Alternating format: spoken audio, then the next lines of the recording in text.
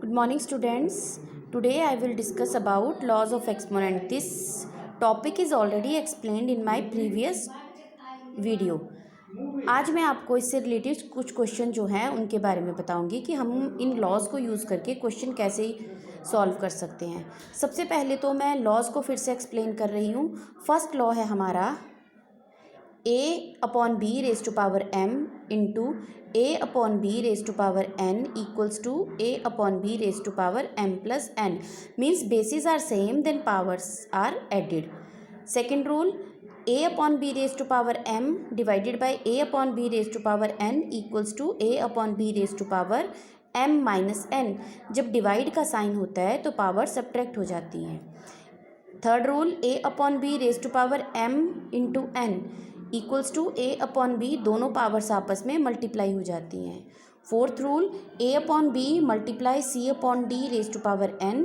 अब इस रूल में क्या होता है, दोनों रैशनल नंबर सेपरेट हो जाते हैं और पावर्स उनकी अलग कर देते हैं, सेम पावर को हम अलग कर देते हैं. हमारा फिफ्थ रूल है a⁻⁻n मीन्स अगर हमारी पावर नेगेटिव है तो उसका रेसिप्रोकल करके पावर को पॉजिटिव किया जाता है.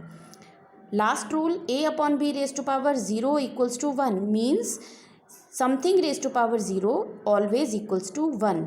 अब हम इससे रिलेटेड कुछ क्वेश्चन जो हैं उनको सॉल्व करेंगे. हमारा फर्स्ट क्वेश्चन है, जैसे आपको ऑलरेडी मैंने वर्कशीट में दिया था, 4⁻³ देखो इस क्वेश्चन को अगर हमने सॉल्व करना है तो हम डायरेक्ट सॉल्व नहीं कर पाएंगे क्योंकि पावर नेगेटिव है. तो हम लॉ यूज़ कर रहे हैं. कौन सा लॉ? फिफ्थ लॉ जो था हमारा, x⁻⁻n इक्वल्स टू 1/x⁻n. देखो लॉ में हमारी पावर पॉजिटिव हो चुकी है तो इस क्वेश्चन को बड़े आराम से कर सकते हैं. हम क्या कर देंगे, -3 का 3 बन जाएगा और 4 का हमारा रेसिप्रोकल हो गया. So 1/4⁻³ means we have to multiply 1/4 3 times. That is 1/4 multiply 1/4 into 1/4, 4 4 ज़ा 16 एंड 16 4 ज़ा 64. सो our answer is 1/64. सेम 1/2⁻⁻5 क्या करेंगे हम, सबसे पहले हम अपना लॉ लिखेंगे जो है x⁻⁻n इक्वल टू 1/x⁻n. अब हमने -5 का 5 कर दिया. 1/2 हमारा डिनोमिनेटर में था, अब 2 हमारा न्यूमिनेटर में आ गया. Then we expand 2 5 times and multiply the terms, we will get 32 is our answer. Same for 3/4⁻³ हमने पावर को पॉजिटिव किया है. पावर को पॉजिटिव करने के बाद इसको 3 टाइम्स आपस में मल्टीप्लाई किया. न्यूमिनेटर हमारा 3 इंटू 3 क्या बन गया, 27 एंड 4 इंटू 4 क्या बन गया, 64. सो दिस इज ये हमारा फिफ्थ रूल के अकॉर्डिंग ये हमारे सारे सम जो हैं वो सॉल्व हुए हैं. तो स्टूडेंट्स आपको मैंने 2 क्वेश्चन दिए हैं साथ में, अब आपको इनको सॉल्व करना है. इसी के अकॉर्डिंग करेंगे. 3 की पावर -4 है उसको आप पॉजिटिव बनाओगे. सिमिलरली 5 की पावर को पॉजिटिव बनाओगे तो ये हमारा 5 हो जाएगा. -2/3 का 3/2 हो जाएगा और -3 का 1/3 हो जाएगा. अब हम फर्स्ट रूल के अकॉर्डिंग क्वेश्चन करना चाहेंगे तो कैसे कर सकते हैं. देखो हमारा क्वेश्चन नंबर 1 है, इसमें 5/3⁻² multiply 5/3⁻². Now bases are same then powers are added. This is our rule number 1. So 5/3⁻² plus 2 कितना हो गया, 5/3⁴. अब हम इस टर्म को 5/3 जो रैशनल नंबर है उसको 4 टाइम्स मल्टीप्लाई करेंगे तो न्यूमिनेटर में हमारे पास आ गया 625 डिवाइडेड बाय 81. सेम रूल है सेकेंड पार्ट में भी आप यूज़ कर सकते हो. यहाँ पर भी हमारे पास क्या है, 5/6 मल्टीप्लाई 5/6⁻⁻4. आप यहाँ पे बीच में मल्टीप्लाई का साइन है, फिर बेसिस सेम है, पावर ऐड हो गई, प्लस का साइन आया, बट 4 के पास माइनस है तो प्लस माइनस. सो हमारे पास आ गया 6 - 5 means 5/6⁻⁻4. 6 - 4 means we will get 5/6⁻². I will solve this and get 25/36. Now these 2 examples you have to solve. Examples 2/3⁻³ multiply 2/3⁻³ देखो कैसे सॉल्व करोगे, खुद सोचना है आपको। बेसिस सेम है, पावर आप ऐड कर दोगे, बीच में प्लस का साइन आएगा, प्लस माइनस माइनस हो जाएगा, -3 और -2 -5 हो जाएंगे और आप इसको इजीली सॉल्व कर सकते हो। सेम है आपका 9/8 raise to power -3 multiply 9/8 raise to power 2। Same, bases are same, then powers are added. You can solve this question. Okay, now the third rule. अब थर्ड रूल के अकॉर्डिंग भी हम वैसे ही सॉल्व करेंगे, लेकिन हमारे पास देखो यहाँ पर है 5/9, 3/5, 3/5। अब यहाँ पे हमारे पास रूल जो है वो जो मल्टीपल आइडेंटिटीज़ यूज़ हो रही हैं, थर्ड वाली टर्म में हम यूज़ करेंगे समथिंग रेज़ टू पावर 0 = 1 हो गया हमारे पास। ये हमने यहाँ पे आइडेंटिटी लिखी हुई है। अब ये पावर हमारे पास नेगेटिव है, इसको हमने पॉजिटिव बनाया है, तो ये हमारी लॉ नंबर 6 यूज़ हुआ, यहाँ पे लॉ नंबर हमारा 5 यूज़ हुआ। अब जब हमने इसको सॉल्व किया, ये हमारी पावर पॉजिटिव हो गई यहाँ पर आकर, तो 5/3 रेज़ टू पावर 3। अब देखो स्टूडेंट्स, हमारे पास जो रैशनल नंबर हैं वो दोनों डिफरेंट हैं, दोनों में डिफरेंट आ रहे हैं। तो कैसे सॉल्व करेंगे, इसकी भी पावर पॉजिटिव बनाओ। देखो यहाँ पे 9/5 raise to power 2 × 5/3 raise to power 3 आ गया। अब बेसिस सेम नहीं है, बट फिर भी हम इस क्वेश्चन को सॉल्व कर सकते हैं। कैसे? Bye expanding the power. 9/5 को हमने 2 टाइम्स लिख लिया, 5/3 को हमने 3 टाइम्स लिख लिया। अब यहाँ पे अगर न्यूमिनेटर डिनोमिनेटर की कोई टर्म सेम है या कोई टर्म्स हमारी कट रही है, तो हम उसकी कटिंग कर देंगे। देखो 3 × 1 = 3, 3 × 3 = 9, अगेन 3 से 3 कैंसिल हो गया और 3 से ये वाला 9 कैंसिल हुआ, तो यहाँ पर क्या आ गया 3।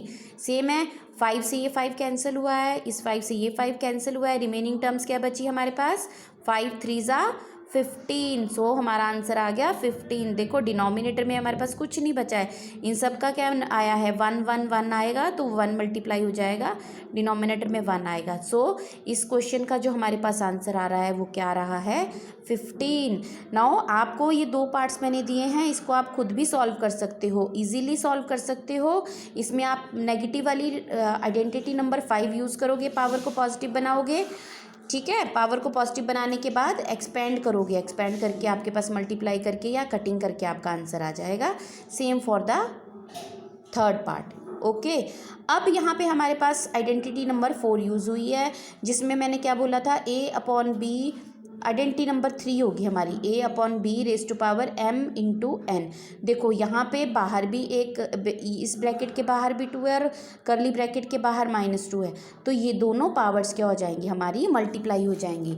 तो मल्टीप्लाई होने के बाद हमारे पास जो आंसर आ रहा है वो क्या आ रहा है, ये देखो -2/3 रेज़ टू पावर 2 × -2।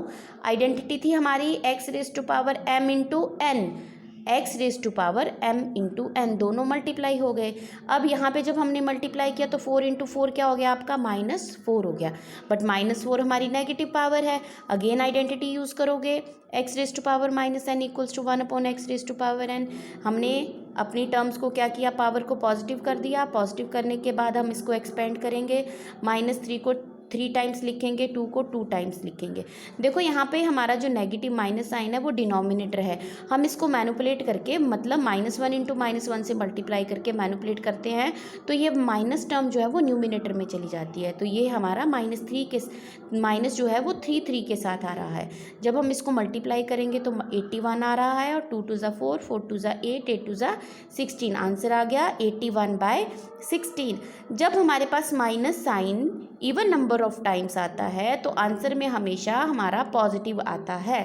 क्लियर? अब कुछ पार्ट जो है इन्हीं दोनों आइडेंटिटी से रिलेटेड मैंने आपको सॉल्व करने को दिए हैं, आपको ये सॉल्व करने हैं। क्लियर? सेम। अब देखो हमने यही क्वेश्चन जो अभी किए, अब हम उसको थोड़ा डिफरेंट वे में करेंगे। देखो इसमें प्लस और माइनस से डिफ्रेंशिएट भी हो रहा है।